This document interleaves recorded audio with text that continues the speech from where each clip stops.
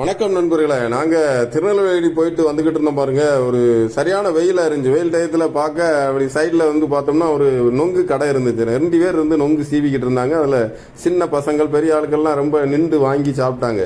என்னென்னு பார்த்துரும் அப்படின்னு சொல்லிட்டு இறங்கிட்டேன் பாருங்க. அதை அருமையாக சீவி அந்த கண்ணை எடுத்து ஒரு பாத்திரத்தில் போட்டு ஐஸ் போட்டு சர்வத்து ஊற்றி அதை மொத்தமாக மிக்ஸ் பண்ணி கொடுத்தாங்க. அருமையாக இருந்துச்சு. வெயிலுக்கு சாப்பிட்றதுக்கு ரொம்ப நல்லா இருந்துச்சு. ஆனால் இந்த மாதிரி இயற்கை உணவு கிடைக்கிறது ரொம்ப கடினமான ஒரு சூழ்நிலை பாருங்க. இந்த டயங்களில் வந்து இப்படி இயற்கை உணவை சாப்பிட்டோம்னா நம்மளுடைய உடம்புக்கு ரொம்ப அருமையாக இருக்கும். அதனுடைய கலரே வந்து பார்க்கறதுக்கு அருமையாக இருந்துச்சு பாருங்களேன்.